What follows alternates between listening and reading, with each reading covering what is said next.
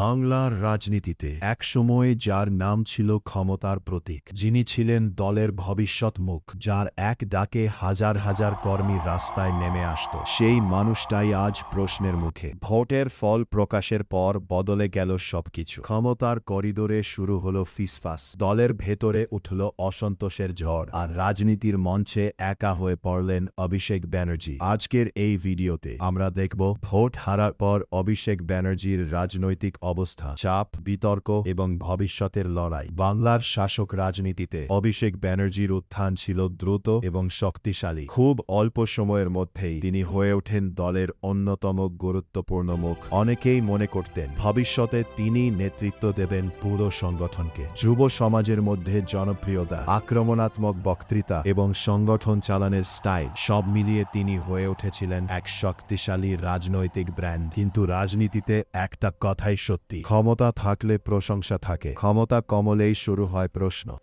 ভোটের ফল প্রকাশের দিন সকাল থেকেই দলের অন্দরমহলে ছিল উদ্বেগ। প্রথম কয়েক ঘন্টা সব স্বাভাবিক মনে হলেও সময় যত এগোতে লাগলো, চিত্র তত বদলাতে শুরু করল। কয়েকটি গুরুত্বপূর্ণ আসনে পিছিয়ে পড়তে থাকে দল। বিরোধীরা দাবি করতে শুরু করে এটাই পরিবর্তনের শুরু, আর ঠিক সেই সময় থেকেই ক্যামেরা খুঁজতে শুরু করে অভিষেক ব্যানার্জিকে। কিন্তু আশ্চর্যজনকভাবে তিনি হয়ে গেলেন অনেকটাই নীরব। আগে যেখানে প্রতিটি রাজনৈতিক ইস্যুতে দেখা যাব আগ্রাসী বক্তব্য, সেখানে ভোটের ধাক্কার পর দেখা গেল অনেক সংযত এক অভিষেককে। ভোটে খারাপ ফলের পর সবচেয়ে বড় আঘাত আসে দলের ভেতর থেকেই। রাজনীতির ইতিহাস বলছে, যখনই কোনো বড় দল ধাক্কা খায় তখনই শুরু হয় দায় চাপানোর খেলা। একাংশ বলতে শুরু করল অতিরিক্ত আত্মবিশ্বাসই ডুবিয়েছে দলকে, আবার কেউ কেউ অভিযোগ তুলল মাটির কর্মীদের থেকে দূরে সরে গিয়েছিল নেতৃত্ব। এই সমস্ত অভিযোগের কেন্দ্রবিন্দুতে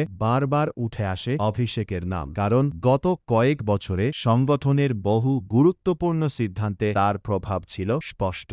ভোটে ধাক্কার পর বিরোধীরা আরও আক্রমণাত্মক হয়ে ওঠে। তারা বলতে শুরু করে বাংলার মানুষ ভয়কে হারিয়েছে, একটি যুগের শেষ শুরু হয়েছে। সোশ্যাল মিডিয়াতেও শুরু হয় প্রবল ট্রোলিং, মিম, ব্যঙ্গ, রাজনৈতিক কটাক্ষ। সবকিছুর কেন্দ্রবিন্দুতে ছিলেন অভিষেক ব্যানার্জি। একসময় যিনি ছিলেন আক্রমণের মুখ, এবার তিনি হয়ে গেলেন প্রতিরক্ষায় থাকা এক নেতা। নীতিগত চাপের পাশাপাশি চলেছিল তদন্তকারী সংস্থার নজরও। বিগত কয়েক বছরে একাধিক ইস্যুতে তার নাম ঘিরে তৈরি হয়েছে বিতর্ক। বিরোধীরা অভিযোগ তুলেছে দুর্নীতির, অন্যদিকে তার দল দাবি করেছে এসবই রাজনৈতিক প্রতিহিংসা। কিন্তু ভোটে ধাক্কার পর এই চাপ যেন আরও বেড়ে যায়, কারণ রাজনৈতিক শক্তি কমে গেলে আইনি এবং প্রশাসনিক চাপও অনেক বেশি অনুভূত হয়। ভোট হারার পর অনেক নেতা হারিয়ে যান সময়ের অন্ধকারে, আবার কেউ কেউ সেই হার থেকেই তৈরি করেন নতুন ইতিহাস। অভিষেক ব্যানার্জির ভবিষ্যৎ কোন পথে যাবে সেটা বলবে সময়। তিনি কি আবার আগের মতো